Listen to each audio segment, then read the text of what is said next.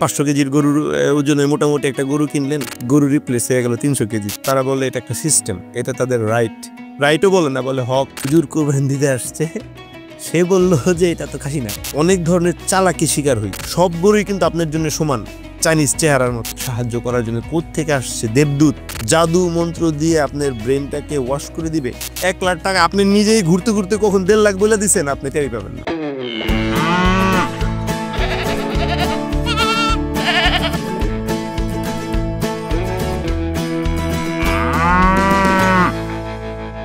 কোরবানির 99% মানুষ যারা আমরা কোরবানির পশু ক্রয় করি, তারা কিন্তু আসলে গরু বা ছাগল সম্বন্ধে জানি না। অনেকে অনেক কিছুই চিনে না। কি প্রবলেমে পড়তে পারি, কিছু প্রতারণারও শিকার হতে পারি। সেক্ষেত্রে এই প্রতারণাগুলো কি ধরনের হতে পারে, বা এখান থেকে আমরা কীভাবে এই প্রতারণা মুক্তি পেতে পারবো, ওই ব্যাপারগুলো নিয়ে একটু আজকে এই পর্বে আমি কথা বলবো। আমি শঙ্কর। অল্পতেই পারফেক্ট কালার, তাই আপনিও বদলে ফেলুন। একবার প্রাণ গুঁড়া মশলা ব্যবহার করেই দেখুন। আমার এক বন্ধু বললো আমি আজকে কোরবানির জন্য ছাগল কিনবো। আমিও খুব একটা চিনি না তখন যে আসলে কি করতে হয়। ছাগল কিনবে, খাসি কিনবে। কোরবানির হাটে গেলাম, বিকেল হয়ে গেল, বিভিন্ন ঘুরতেছি, দাম বলতেছে না, সব কিছু মিলে আমরা নিয়ে আসছি। তারপরে 3 দিন বা 4 দিনের মতো পালা হলো। যেদিন কোরবানি দিব ওই দিন যে হুজুর কোরবানি দিতে আসছে, সে বলল যে এটা তো খাসি না, এটা তো ছাগি। ভাই ছাগি মানে কি দেখে ছাগি বুঝবো? আমরা তো এই গরু ওই ছাগল কেনার সময় ওই যে ব্যাপারের কাছ থেকে কিনছি, পা উঁচা করে দেখেন খাসি। আমি তো মনে করছি যে কি দেখাইতে বুঝি না, বাট খাসি। না মিথ্যা কথা হইলে তার উঁচা করে দেখাইতো না, তো উঁচা করে দেখাইছে, আমি নিয়ে আসছি। তো এই যে কোরবানি দিছে, হুজুর বলতেছে এটা তো ছাগি, মানে কোরবানি হবে কিন্তু আপনি খাসির জায়গায় ছাগি কিনে নিয়ে আসছেন। অনেক এম্বারেসিং একটা ব্যাপার ছিল। আমার ওই ফ্রেন্ডের ওয়াইফ ছিল, ও খুব হাসতেছে। তবে প্রথম ধোকা কোরবানির হাটে এটা সামনাসামনি খেলাম।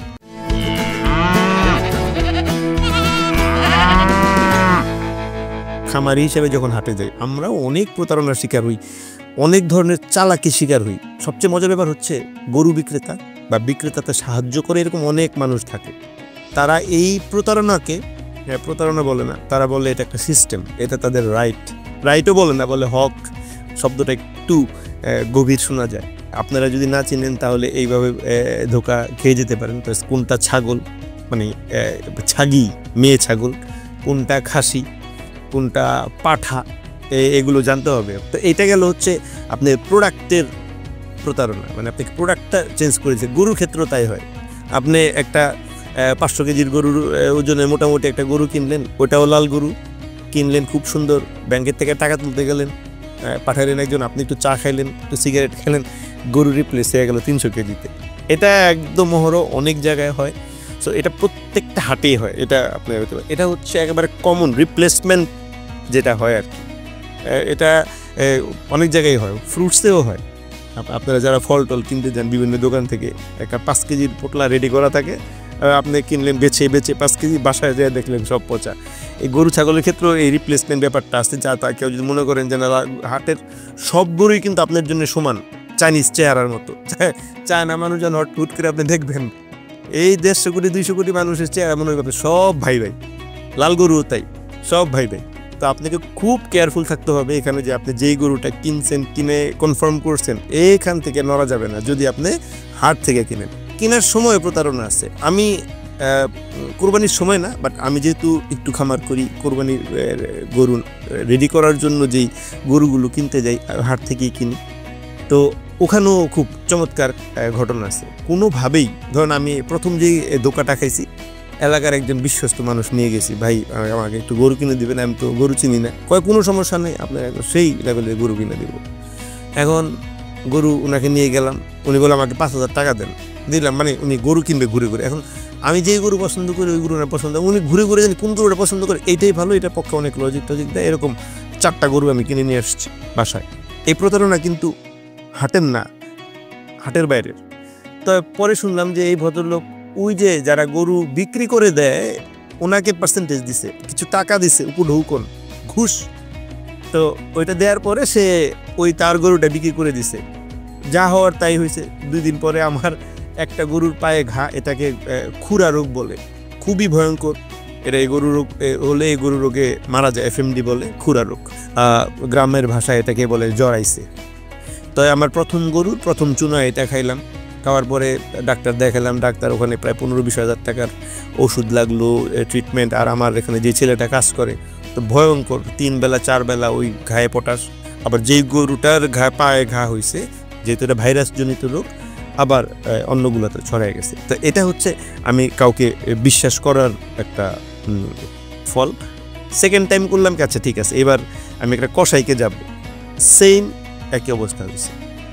এবার আমি চিন্তা করলাম নিজে যাব। নিজে যাওয়ার পরে কি হয়েছে, এখন তো আমি গরু কিনতে পারি না। আমি যেখানেই একটা গরু কিনতে চাই, দেখি 10-12 জন মানুষ আমাকে সাহায্য করার জন্য, এত ফেরেস্তা টাইপ মানুষ, আমাকে তারা সাহায্য করবে গরু কিনতে। মানে আমি কিনে দিচ্ছি, আমি সাপোজ আমি একটা গরুর দাম 1 লাখ টাকা বললাম, উনি বললে আমি বলে দিচ্ছি ভাই আপনি আর 5,000 টাকা দিয়ে। এরকম করে করে আপনাকে মোটামুটি কামরু কামাক্ষার জাদু আপনাকে উপরে ভর করে দিবে, হিপ্নোটাইজ করে দিবে। আপনি মনে হয় 1 লাখ টাকা আপনি নিজেই ঘুরতে ঘুরতে কখন 1.5 লাখ বলে দিচ্ছেন, আপনি টেরই পাবেন না। সো এটা হচ্ছে আমার এক্সপিরিয়েন্স। সেম থিং, আমি খামারি হয়েও কিন্তু থার্ড টাইমে যে হিপ্নোটাইজড হয়েছে, অর্থাৎ 3য় বর্ষে যায় আপনি কিন্তু একবার গরু কিনতে যাবেন, সারা বছরে একবার একটা গরু কিনতে যাবেন, ওখানে যেই লোকটা গরু বিক্রি করবে তার আশেপাশে অনেক মানুষ থাকে, দেখবেন আপনাকে সাহায্য করার জন্য কোত্থেকে আসছে দেবদূত। হ্যাঁ, এরা কিন্তু সব, আমি প্রতারক শব্দটা ব্যবহার করব না, কিন্তু সবাই হচ্ছে তারা ওখানে সিস্টেম, এটা প্রতারণা না, তাদের ভাষা এটা হচ্ছে তাদের হক, তাদের টাকা ইনকামের একটা রাস্তা। তারা করবে কি, ওই গরুটা বিক্রি করার জন্য আপনাকে যত ধরনের জাদু মন্ত্র দিয়ে আপনার ব্রেনটাকে ওয়াশ করে দিবে, তো ওইটা সব ধরনের কাজ করবে। ওরা কেমনে জানি বুঝে যায়, আপনার লুঙ্গি পরে গেলেও বুঝবে যে আপনি টাকাওয়ালা মানুষ। তো ওরা এটাকে কোন গরুটা হাত দিচ্ছেন এটা বুঝবে। তখন আপনাকে বলবে স্যার আপনাকে আমি কিনে দিব, আপনি আমাকে 500 টাকা দিন। আসলে 500 টাকা কিন্তু ফ্যাক্ট না, আপনি ভাববেন যে 500 টাকা একটা লোক পেয়ে গেছি যে আমাকে একটা ভালো গরু কিনে দিবে। ভাইয়ের উপরে যদি পুরোটা ছেড়ে দেন তাহলে আপনাকে কিন্তু 20,000 গেছে। আপনাকে বলে দিবে, ওদের সবচেয়ে চমৎকার একটা বুদ্ধি, ওরা বলে দিবে কি, স্যার এখানে 6 মণ মাংস হবে, 750 টাকা কেজি হইলো 318, মাত্র 1,80,000 টাকা। আপনি কিন্তু 1 লাখের গরু 1,80,000 দিয়ে দিল।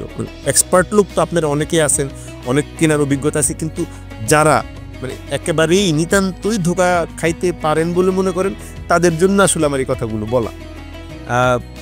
এটা গেল একটা। তারপর আবার আরও কিছু আছে।